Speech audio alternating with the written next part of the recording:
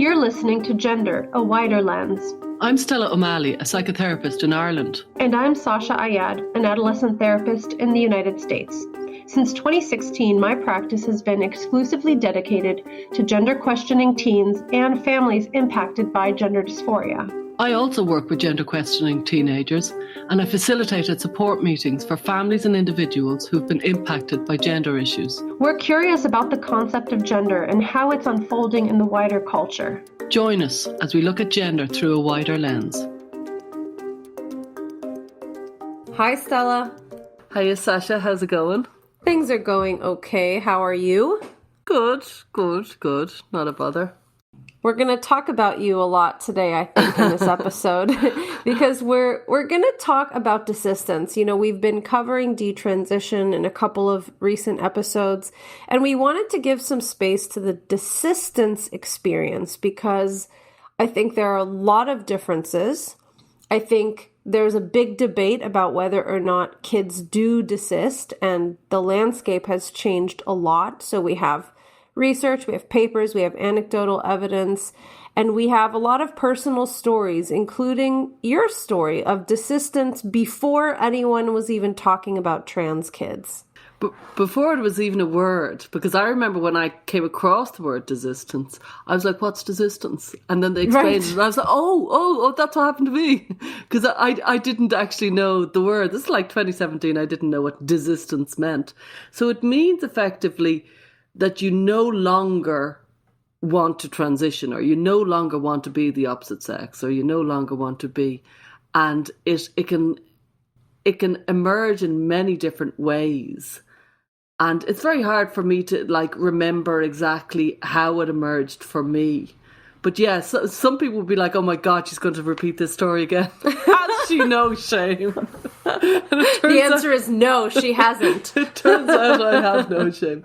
But it does give me, I do remember it. I do remember feeling like I was all sorted in life. I should be a boy. And it was quite clear that's the way it should be. And, you know, God was in his heaven and I should be a boy. And then life rolled on, and it was easy. And I think people forget how easy it is when you're 3, 4, 5, and 6. You know, it's you're in this world of, frankly, magical thinking, where you can be a boy, and if you say it, you can be it, and you can live it. And then there's a kind of a dawning consciousness that arrives. That have certainly arrived for me. And I know I was very young, and I know some of the children and the adults now are older, but I've worked and I've known people, you can do magical thinking when you're 47. Like you really, and you can also, the ability to think two thoughts that are directly in conflict is well established in the human psyche. You really can. You can think, I'm actually really skinny and I can have this food. And then at the same time you're thinking, I'm so fat. You can think the two. You really can. So yeah, I was definitely thinking two thoughts and rolling with it. Like Which were what? What were the two thoughts I knew at I the was time? a girl, but I was a boy. You know, some sort of weird... Yeah, something like that. You know? Was it like I'm a girl physically, but a boy in spirit? I mean, was there like that metaphorical element to it? Very much so. And I couldn't have said that because I didn't have the words. But that's what it was. That I was like, essentially, I was a boy. It's funny because a lot of times when you listen to, you know, young people who are talking about their trans identities, whether or not they are ROGD profiles, a lot of people say, I had this experience and I didn't have the language, and now I have the language. I mean, have you heard people talking about that? And you're saying that too, in a way. So it's a bit of a blurry line there. But didn't Ian Hacking, who we've got to try and meet him one day, but Ian Hacking talked about that when you give it the language, you actually you induce it in many ways, which is frightening, because actually one of the great things about psychotherapy, and you'll know this, that sometimes you give the language to somebody and their shoulders go down, they take a deep breath and they go, yes. So giving somebody the language of their experiences is a very powerful gift. But it's also a very heady kind of, it can lead you. It's a double-edged sword, you know. Yeah. I didn't have the language, but I certainly had a very dual thought process that was going on.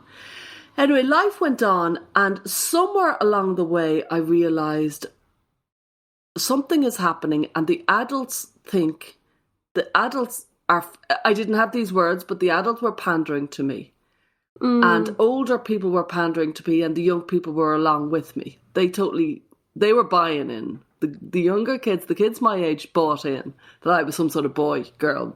You know what I mean? They got it. But the older kids and the, like a good bit older, and the adults, I realised, oh my God, they're just playing along. They're playing along. Just pretending. And that was utterly mortifying. Yeah. Utterly humiliating. Like actually make your heart stop in horror that this could be happening. And I didn't realise it. Poor you. And yeah, I felt like they were laughing at me. But also it was like an awakening moment. And what's different now is that kids believe your parents should twist their minds around, force themselves to believe it. Like it's like Peter Pan. Like you have to believe that you can fly in order to fly. And you will, and it's like for me, my Catholic religion, you have to believe. Yeah, you know what I mean. Like it's the gift of faith. That's what I was taught about. Some people have the gift of faith because you just enter into it. Yeah, And what I realized, I suppose, was that they didn't believe, and then I think to myself, oh my God, what the hell is happening? This is embarrassing. I was ashamed. I was really, really ashamed. And I didn't know what to do. It was horrifying. It was actually a horrifying experience. And then I thought, I have to get out of this. And I didn't know how to get out of it. And this was the point I was the most balchy, I was the most angry, I was the most into it. But yeah, I was certainly very, very intense at that point, and the joy had gone from it, the lightness had gone from it, and it had become a very, I'd say, aggressive manifestation by then. And everybody knew not to comment, and I was, everybody knew not to dare go, which is where I really kind of understand where some kids might be, because they're so aggressively into it. And it does remind me of the horror somebody must feel if somebody doesn't believe, because it must be horrifying. It must be chilling. It must be absolutely, oh my God, you don't believe me? You think I'm just pretending? Oh my God. Mm-hmm, and so I did then, somewhere along the way, puberty was coming in, and I was realising my body's out of control. My mind doesn't control my body. And that was a shocking feeling. That I thought was mind over matter. I was a very determined person, you might have noticed. And I thought... I could see that, Stella. My determination will win the day, because it got me everywhere else in life, in my little life. But at the time, I just thought, no, I just think this. I'm strong. My brain is strong enough to overpower this situation, basically. I can will myself into a new reality. Yeah. And then I realised with puberty, which is so shocking, I realised, oh my God, I'm not in control at all. I'm not at all in control.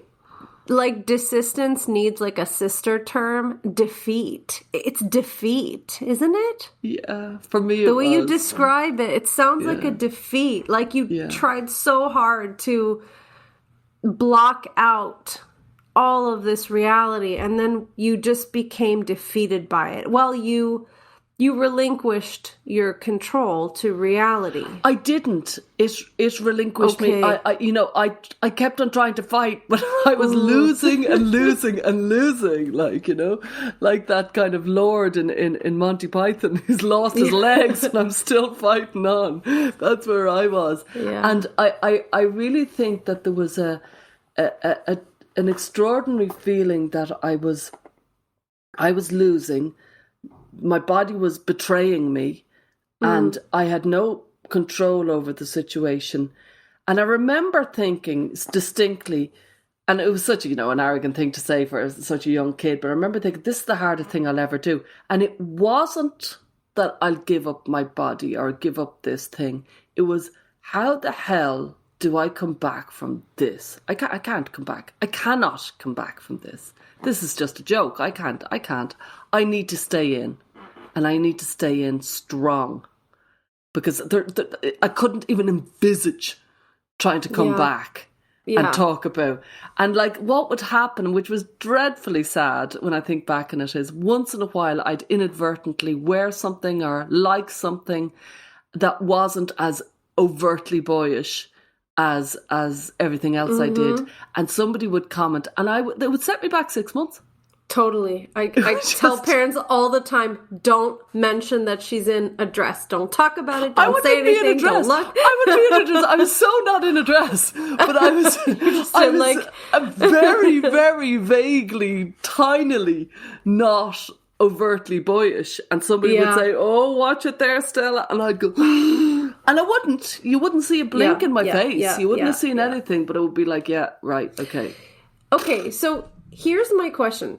If you can think back about that time, do you think it would have been helpful or harmful if you believed that, hey, gender's a journey and sometimes we identify as boys and later we can identify as girls and it's no big deal. Come on back, Stella. It's nothing to be embarrassed about, nothing to... feel shame about. It's just you experimented and now you feel differently and that's okay. Like, do you think that would have been helpful? Or do you think having the idea of like a quote gender journey would have kept you stuck for longer? And this, of course, just your experience personally with your personality and your life experiences. What do you think? I think in my experience, I would have said, yeah, I'm a trans kid. I would have said, yeah, that's me. Lovely. I've got it.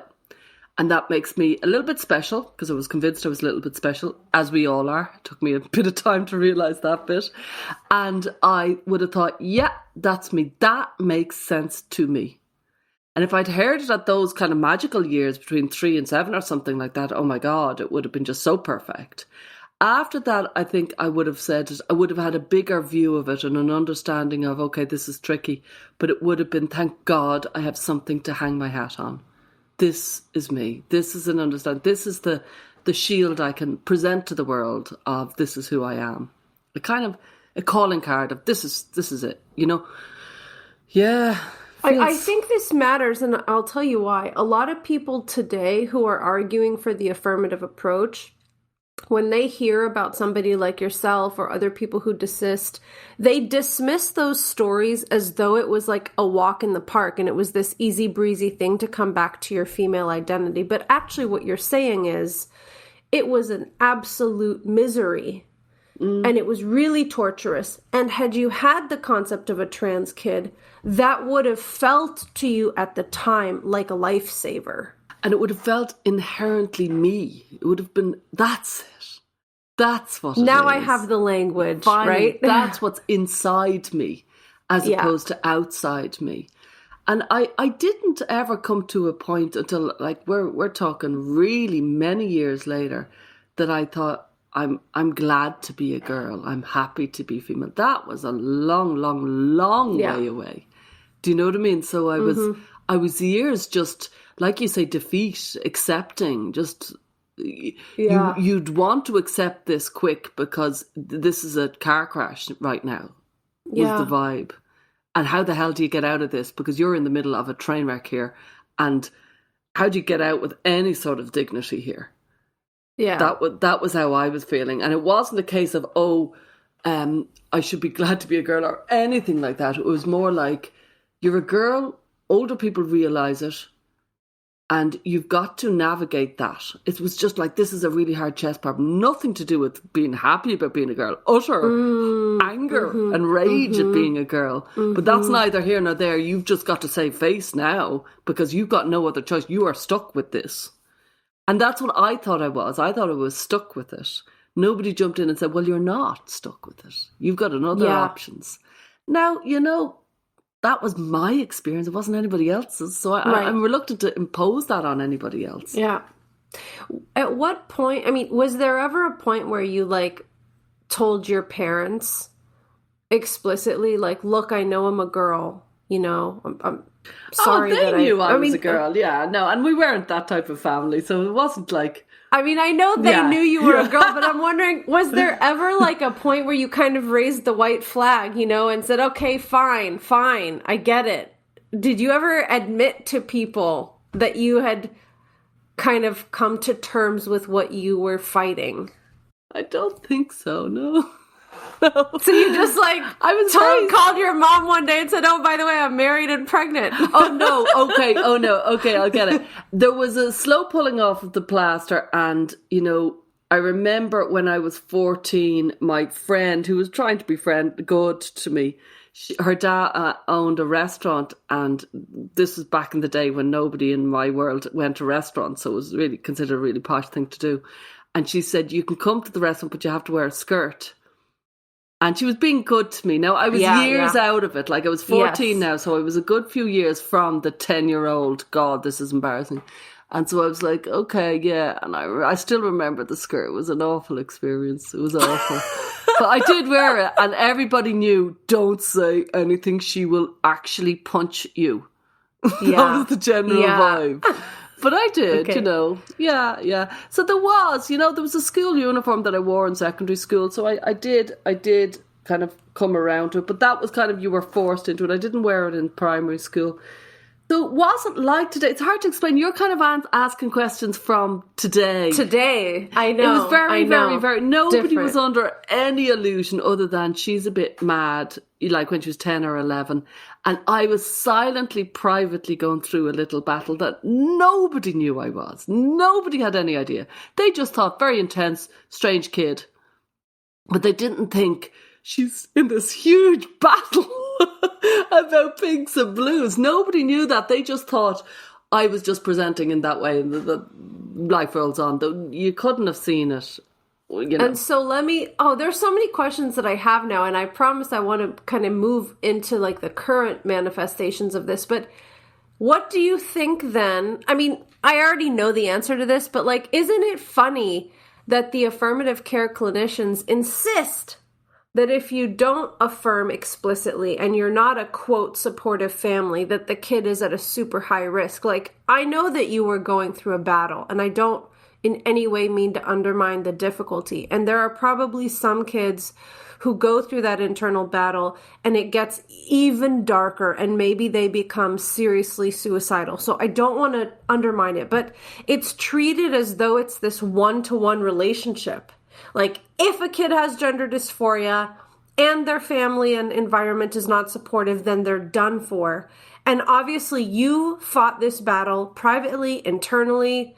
You learned a lot about yourself. There were dark moments, but you came out of it and you survived. And of course, you know yourself tremendously in hindsight. So it just makes me think, wow, the human story is so much more rich and complex than this stupid, like simple story that we've been telling people about themselves. I mean, why would you tell a child you're not going to make it if you don't have your parents jumping up and down beside you? That's nuts.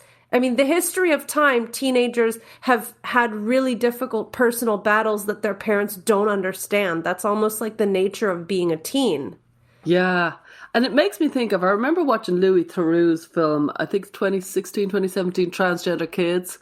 And I remember Diane Ehrensaft was on it, and she said, you know, the trans kids are very happy, says Ehrensaft, who's very pro, affirmation, until they reached puberty, and then they tank. And I remember she used the word tank, and I was like, I'd say they do, because there's actually a coming into consciousness, a kind of a consciousness of reality. And I was like, well, of course they tank, but this is a battle of interpretations, because her interpretation of the tanking was very different to mine. Hers was, they need to get on puberty blockers because they're tanking, because they need to transition as fast as possible. While mine was, no, they're tanking because they're realizing what they've got into, that they're realizing reality is big and hard, and the world won't bow to your mind.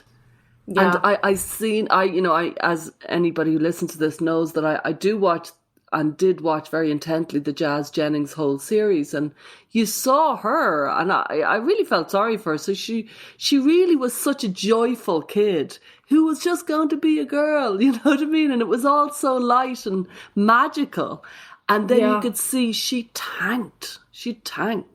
Because she went to this, whatever, middle school, high school, and she was growing breasts, she was becoming a girl, but real life of what was in store was kicking in.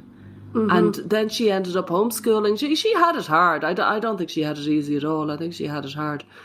But I think it's a real issue. Even with the help of the puberty blockers and the hormones, there's still a reality to grapple with there, and it's not this kind of fantasy land. And this is where it gets tricky as well, because honestly, she felt that she was tanking because there were people transphobic, because the boys didn't fancy her while the boys fancied everybody else. However, she also didn't have any sexual feelings because her puberty was blocked. So it turns into a real tricky territory. It does mean that there's kind of people who interpret desistance one way, which is my way or your way, and other people interpret desistance as almost something that we don't want to happen. We need to encourage these trans kids to be trans.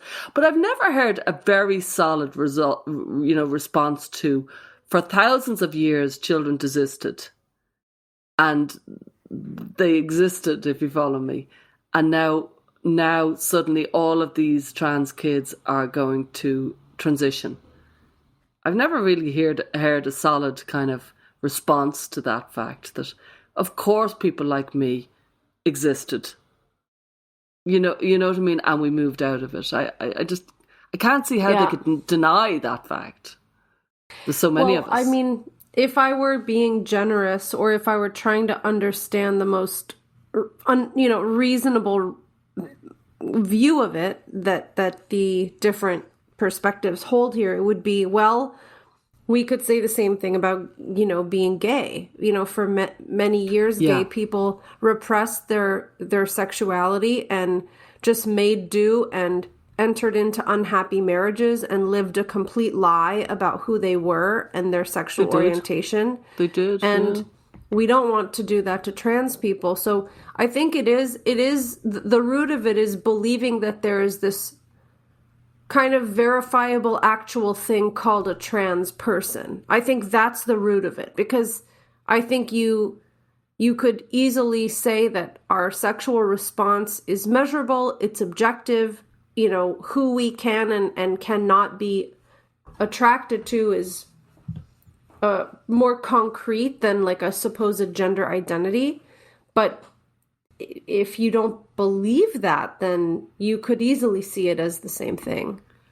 I agree with you. And I think everything leads back to, some people believe in gender identity theory and some people have a different understanding, maybe a biopsychosocial or a developmental model of understanding of how gender manifests. And when you're on the other camp, they just think some people within them are transgender. And their interpretation of me was, oh yeah, she was a tomboy, but she wasn't transgender. Well, some people are transgender and they think I'm imposing my experience on other people who had a very different experience. But then I'd say, yeah, people always existed. People always existed where they were gay. And there was some really wretchedly sad stories. But I'm not convinced the numbers of people who lived the opposite sex are really, really small, like compared to gay. But maybe I'm in dodgy territory, because history, it's very hard to know what we missed. Yeah.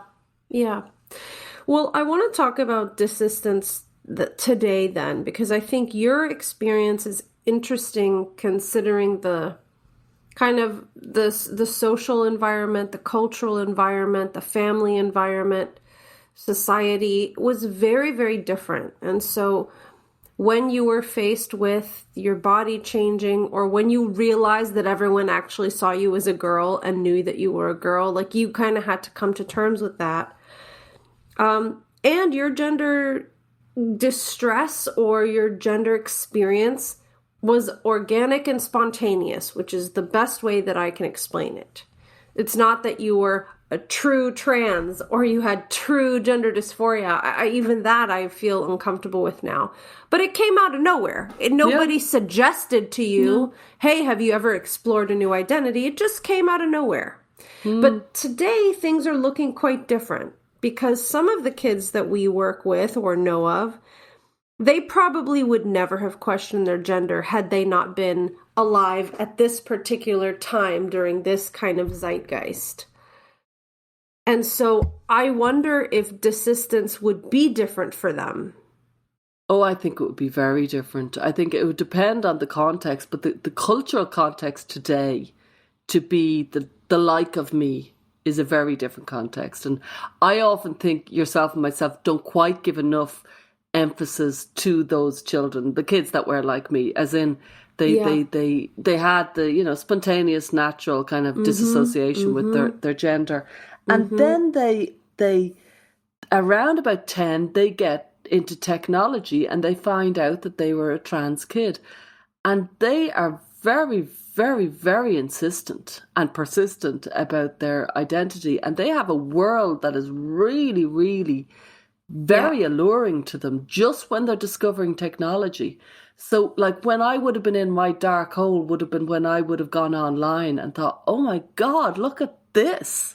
So it's such a different world. So we talk a lot about an awful lot of people quote the famous stat that 80% of children, roughly, between all the studies ever done, 80% of children desist from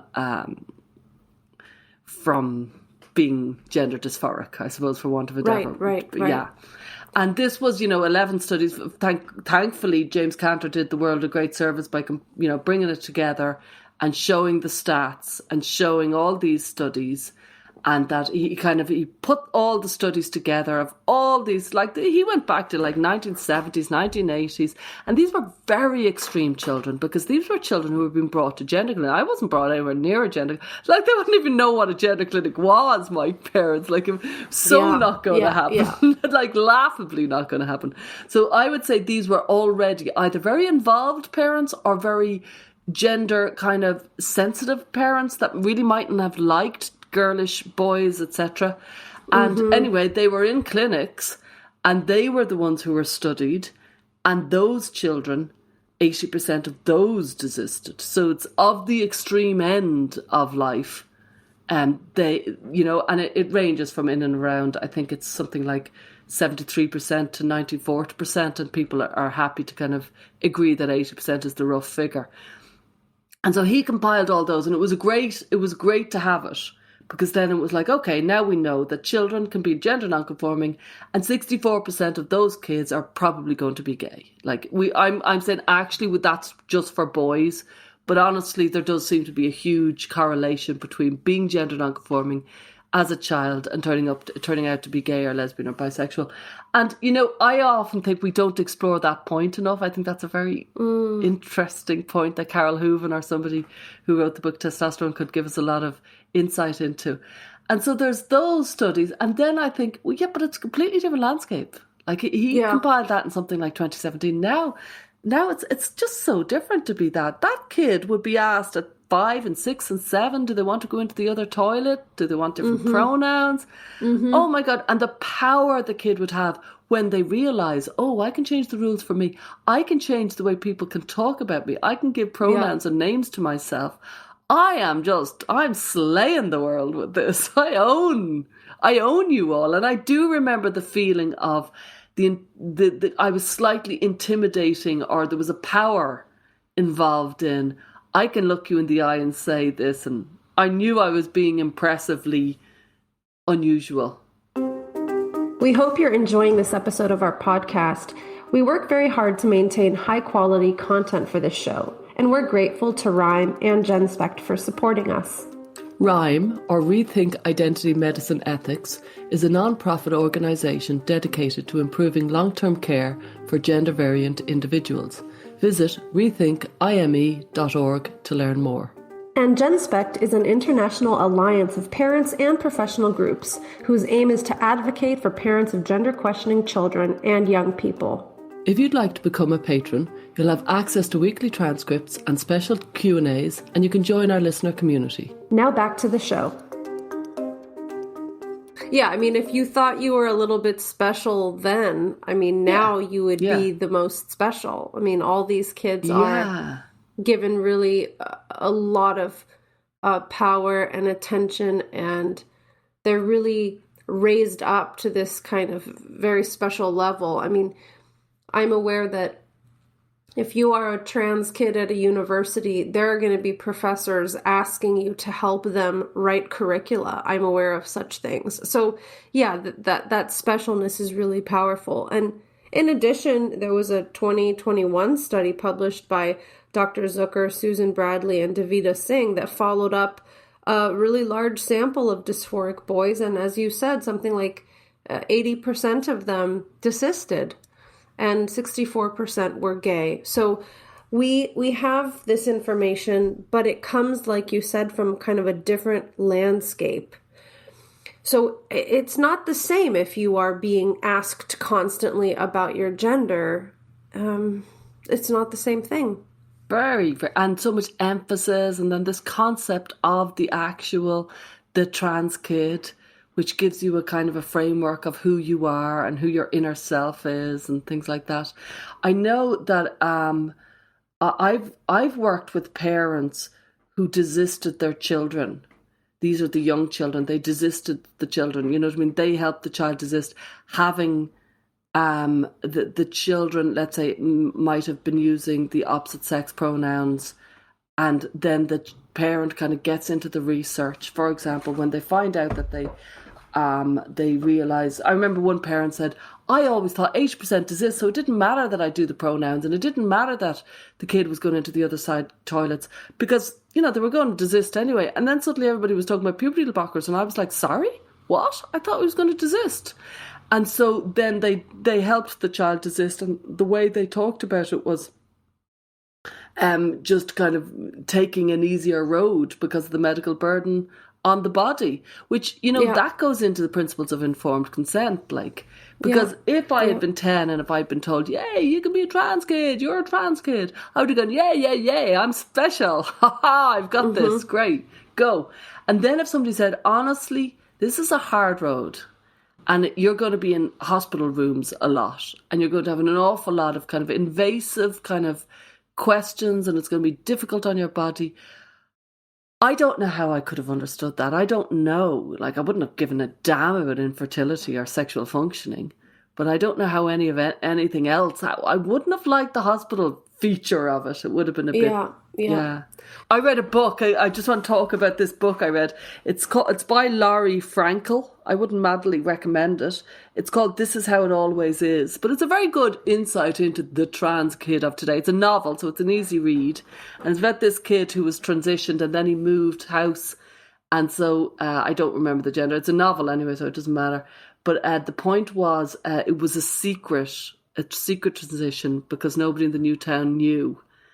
And it just talks about the child, and it ends in a very kind of, they go over to Thailand, and the child meets all these trans women and realizes that she's like them. And yeah, I was probably the most uncomfortable kind of nails going down my skin read I've had in years, but it gave me a very good insight into what people are thinking and how people are thinking. They honestly think this is truly who I am.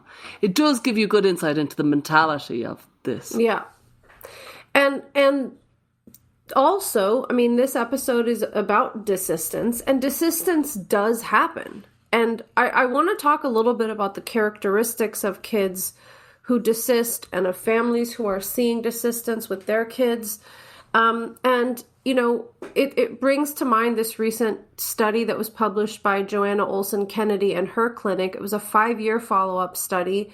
And basically, it showed very low desistance rates among the kids that she was treating who were being socially affirmed by their families, and some of whom, a large percentage, I think something like 60%, were also medicalized.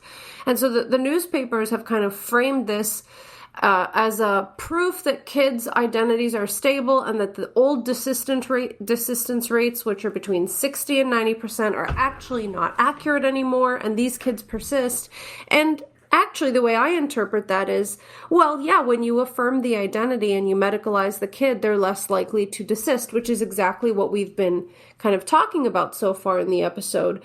And so in my experience, working with families and working with young people, I have seen over and over again that when families kind of create some stability and set some clear expectations around what medical interventions, how the family is approaching things like medical interventions, social transition, names and pronouns, and there's still a lot of love and closeness in the family, and the child is encouraged to continue meeting those important developmental milestones and staying engaged with life and all of that, there is desistance. And I've seen that it can be a challenging road. I know there's a psychological difficulty when a young person, kind of like what you described, Stella, when they're coming to terms with reality, it can be difficult.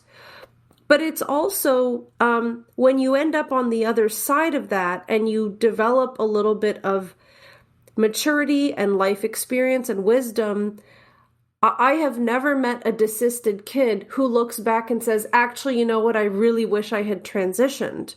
All the desisted young people I know are very, very grateful that they didn't take any permanent steps when they were 14 and really begging for them, right? So desistance does happen, and the other side of that difficult battle, as you called it, is often a lot of clarity and kind of gratitude that there wasn't a push to move in the medical direction. Yeah, there's a reckoning. The desistance requires a reckoning, a kind of a meeting of reality that is hard.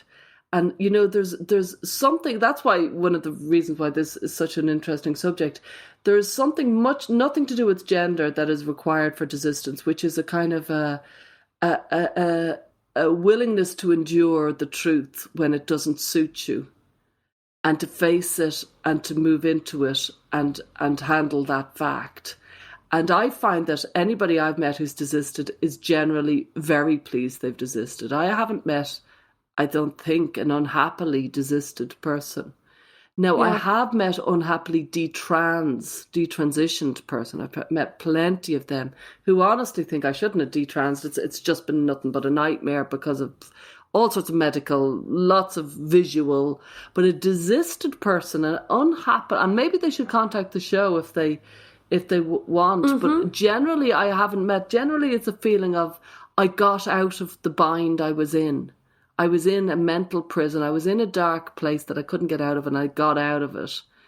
And that would be the general feeling that I can think of with desistance. I think there's so much, I suppose, horror for people when they think, you know, trans people are such a persecuted minority and they have such difficult lives, etc., etc. And I don't think there's enough kind of appreciation for, well, there's an awful lot of people who are in mental hell in many different ways, and there's many different ways to get out of it. And the tragedy that has happened to anybody who's got gender issues is that it's been politicized into their pain has been politicized into a kind of you're on one side or the other. Just imagine any other mental health condition, and it's actually it's politically awful if you join the other side. Just imagine if it was any other mental health condition. It would be, it's awful what's being done. And precisely the time when you're starting to find healthy ways to overcome your dysphoria, and you're starting to stand tall in who you are and figure out who you are and come to terms with yourself, which is a difficult healing process. You're told you're wrong. I remember, like, for years, let's say my body language was very, I know I'm talking about myself too much, but anyway, but my body language was very male as such. In my mind, I have no idea whether it was or not. I wasn't looking at myself, but I certainly thought it was. And I remember kind of looking in my teenage years, realising, you know, girls were girlish, I wasn't. And I had to straddle the non-binary, back then, obviously it wasn't called that, but I had to straddle the non-binary world where I wasn't male or female, because if I was too male, I'd be getting back into my trouble. And I needed to not do that. But if I was too female, it was just so awful. I couldn't put on that. So I was always kind of strictly neutral in my way of being. I've no idea how that came across, but I do know. I remember my friend saying to me just a couple of years ago. She was my friend when I was 13, and she said, "I didn't know anything that you were going through any of that." And she goes, "But I do know when you kissed a boy, I thought that is so weird." And I was like, "Did you?" And she only told me that about 2 years ago. She said, "I remember, I just thought that is so weird. There's something so weird about that. Why is she, what is going on?" So something about the way I was behaving was just, what is she doing? I don't know what the hell I was behaving at that stage.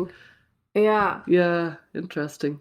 But I remember years and years later, I was about 17, and I saw a girl, a lovely woman called Joan, who I've kind of lost touch with, but she's beautiful.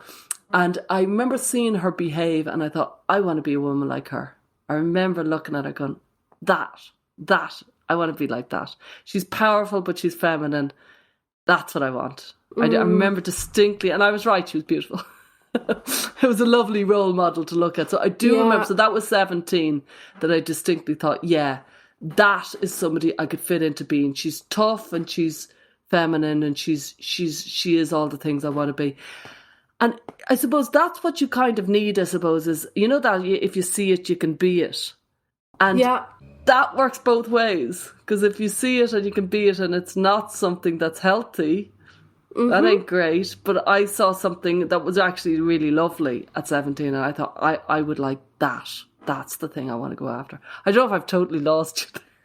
No, you're saying something interesting, because when it comes to the desistance kids, like, a lot of times it feels like they were just looking for a sense of how to form themselves, a sense of aesthetic, a sense of style, a sense of what group you're part of. And a lot of times I think desistance happens when you find a healthier way to be. Like, I remember one kid that I worked with who was kind of experimenting with like this different identity and thinking about all of these, you know, masculine ways of being, and then saw a show where there was a really quirky female kind of protagonist.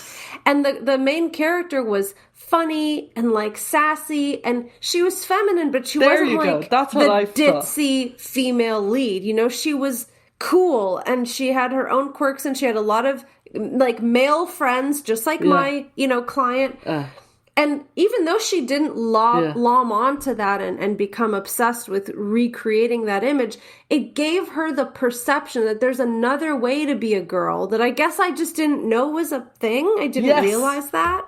So even though your experience of dysphoria was really different, like, that's really actually something very important, I think, is you just kind of have another possibility, and that gives you a way out. It was a beautiful moment, and I remember just looking, thinking, I could be like that person, Joan, and that's lovely. I could do that. Yeah. I could happily be that person. And it was like a relief of, oh my God, finally, I can see who I can be. If you know what I mean, I can see. But I'm thinking of the people who are older who desist as well. Because, you know, there's one thing, you know, when you're younger, and there's one thing when you're a teenager and you're desisting. And to me, it's, I bow my head in kind of respect to any teenager who's desisting, because it must be so difficult in this political climate to try and desist in a classroom. And, you know, to me, this is where a fresh break would be really, really helpful, like to get out of the cultural context if you wanted to start anew. And I know in Ireland, very often people go to an Irish-speaking summer camp for about 3.5 weeks during the summer. And that's a real experience where you can go and be somebody different. You know what I mean? And we've all had that as younger people. I think that's really helpful for anybody who's trying to see who they could be in the different hats. But I think to be an adult desister, and I've met a few of them, that's very surreal. Yeah, I think it's probably very difficult. And one thing I often kind of have my eye out for is like, is this person's peer group gender obsessed? Are they pretty flexible?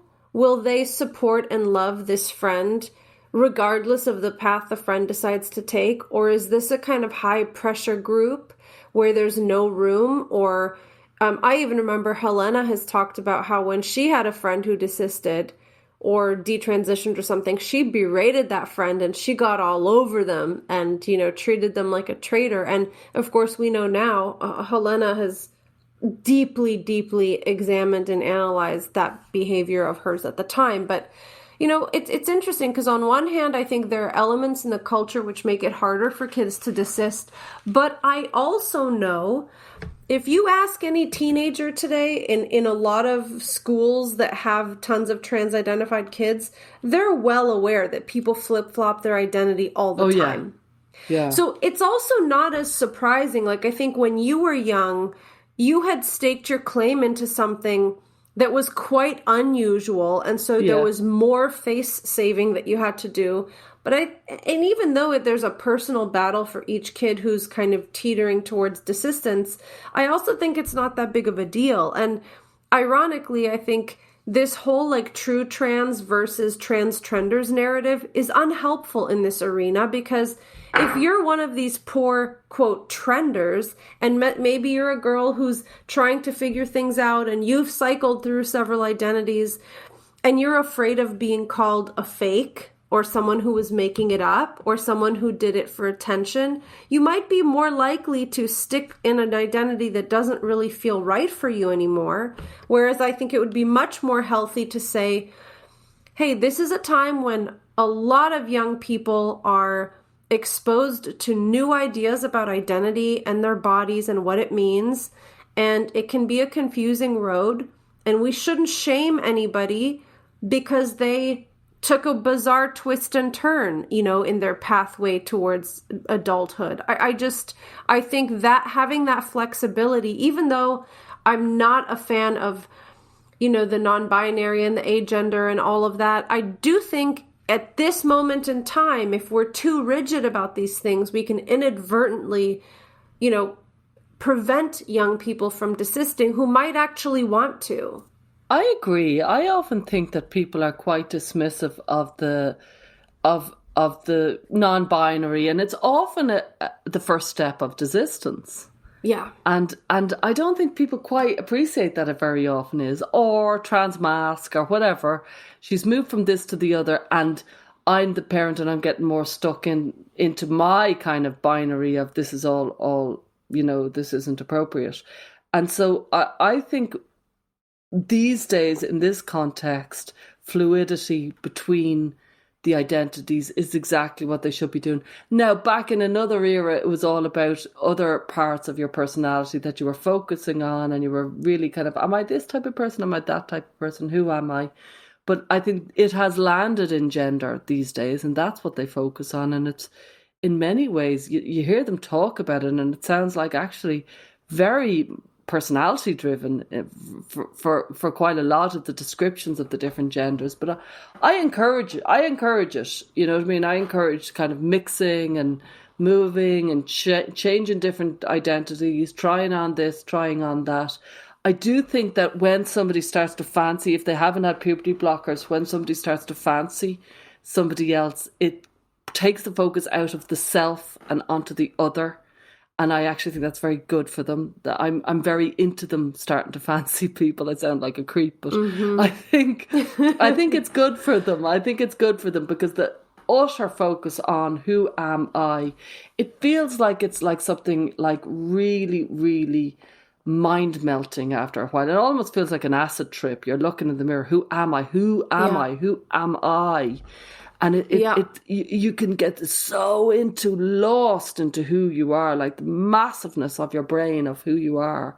And that's what this feels like sometimes, a massive kind of journey into introspection. And we have no idea. We have no idea who we are, I think. Do you think that embarrassment plays a role? Because from some of the desisted kids I know, I think some of them especially if they start to, disidentify with gender identity as a concept, they can feel quite embarrassed that they believed those things, or that they said certain things to their peers, or that they asked their parents for certain things. And it can be really kind of, I guess it's cringy. Like, that's a teenage word that they use a lot. Like, oh, it was so cringe when I did that. And that's not always true. But I think that's a big piece of it for some kids. Did you have that? Like, did you have a moment where you looked back and you felt embarrassed, or if you had... Oh, from the moment of my reckoning and realization I'm in something and I have to get out, I was mortally embarrassed. I was utterly ashamed, deeply ashamed of who I was and what the hell I had got myself into. And I didn't know how to get out of that, but it was shame was how I felt. I just felt ashamed that that I was in something. It was just so deep inside me, this feeling. I'd say people feel really, really, I don't think we talk about it enough, that the shame would stop desistance and the embarrassment would stop desistance. And how do you combat that? It's very hard to tell somebody, don't be ashamed, don't be embarrassed, because you either are or you aren't. I'm not sure how we can lay a path out of that. It's kind of in you, isn't it? Yeah. I mean, I think it has something to do with the framing, like I always come back to self-compassion and kind of ask, like, how could that be useful here? Because if you look back at yourself and you think, oh, I was an idiot who got bought into something that was not real, that's very shame-inducing. But if you say, I was doing the best with what I had at the time, and I really believed that this would make me feel better, and I tried, and it turned out that, that was actually not a helpful exercise. So I try to encourage clients to be more compassionate, especially to their younger selves. Like, desistance really does feel like a kind of coming of age process. And we do make so many naive or foolish mistakes in our youth. And it doesn't mean that there was something damaged or broken about us. It's just, we do our best with what we have at the time. And sometimes we're working with limited tools at various stages. I remember Charlie Evans, she started the Detrans Advocacy Network, and she was a desister. And I remember her describing, because I was mad to know, well, how did you desist? What was the arc? She was about 25, 26, and she was completely presenting as a male and doing it very well. She looked really cool as a male. Yeah. And born woman, very much identified as trans man, and hadn't medicalised. And she told me that how she desisted was that dual thought. She was thinking two things. She was a trans man. She was all about trans politics, very into, by the way, trans politics. And then her and her friend used to say, we used to hate follow you, Stella. We used to hate follow different people. Wow. And then they used to swap little things, like, look at the state, what Stella's saying at the moment, and they'd send something. And then they'd say probably something that what you said, look what she said, isn't it ridiculous? But they were sending each other stuff. And they used to kind of say, it's so ridiculous, it's so mad. And then once she was on the couch and she was sitting with the friend who they used to hate follow, and they watched something and they said, God, sometimes it almost sounds like it's right. And the other person said, yeah. And then there was a silence. And she said, from that, it grew. She just said once, Whoa. I know, it was like listening to a film when she was describing it. Yeah. And then what happened? And it took some months before she came out from that sentence. Well, when there are stories of desistance, more often than not, it's not like one day you wake up and you just decide to drop the whole thing. More often than not, it's a slow, little, incremental chipping away, coming to terms, all of these things. So it's fascinating that they started out hate following you and ended up agreeing with you. That's amazing. Yeah, it was a really interesting story. I think we need more accounts of desistance, and I think they're mostly embarrassed. I think they don't really want to talk about it. And I could see why they've moved on. They're like, oh, honestly, it was a bit cringy. I was so into it, and now I'm not. And it's so not cool. And honestly, there might be trans people out there, and I'm not one of them. And I feel I can't speak about it. And yet they were really into it. I do think there's such golden wisdom to be found from those people, you know, but I can see why they don't speak up. I think there are some people too that, you know, I think a lot about what the underlying needs are behind somebody's gender dysphoria or their trans identity. And if the person is getting those needs met somewhere else, then they may move on and kind of maybe have some embarrassment, but they really shift their direction of how they're meeting needs. And then I think sometimes there are kids who desist, but they still want to be part of the club because maybe their social needs aren't being met elsewhere. And so I think that's really complicated because it's hard to make sense of your experience if you're still trying to be a quote ally. So that's a bit tricky, and I'm curious to see how those kinds of stories will unfold.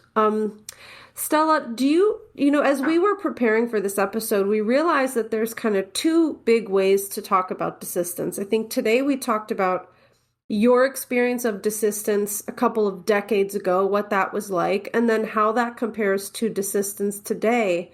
And then I'd love to do a follow-up episode where we address parents who think their kid might be desisting, and we talk a little bit about how that could look and give some parental advice or strategies around, you know, how to walk that very fine line. What do you think? I think it's a really good idea. There's so much extraordinary wisdom from parents of desisted children who talk about I know Lily Maynard was one of the first ones who came out talking about how her child desisted. Then we've done a group in the GDSN of parents of desisted children. And, you know, there's been some quite interesting kind of things. Yeah, I mean, Marie from Fourth Wave Now, I mean, one of the pioneers of parent blogging around this issue. Oh, of course. You know, she is an important desistance story, and Bree Jontry. I mean, there are a lot of, these are almost like the first generation of desisting kids and parents. And, you know, it's a real injustice that they weren't treasured of, well, your child avoided a road of heavy medicalization. Let's hear what you've got to say. And instead they were dismissed, derided, silenced. That really feels like something is rotten in the state of Denmark. Like, that really feels like, what? Why wouldn't you want your child to avoid a medicalized life? Medicalization is a really difficult process. There's nothing to do with anything except the heavy burden that medicalization brings. Nothing to do with politics, everything to do with medicalization. So we could leave it here for now, but I think we'll revisit this because there's a lot more to talk about. We do have some great interviews lined up, so I'm really looking forward to getting my teeth into them. I'm really excited by them. But we have way more to say about desistance, and I think we'll be back. Yeah, we'll have some information for parents who suspect their kids may be desisting. So stick around. It was a great first discussion. Thanks for joining us this week on Gender, A Wider Lens. This podcast is sponsored by Rhyme and GenSpect, and listener support means a lot to us. The best way to help is to subscribe and review us on iTunes. Follow us on social media, and if you'd like to become a patron, you'll have access to weekly transcripts of the show, special Q&As, and you can join our listener community. Just go to our Linktree. That's linktr.ee/widerlenspod. Our discussions are for educational purposes only and are not intended as a substitute for mental health services.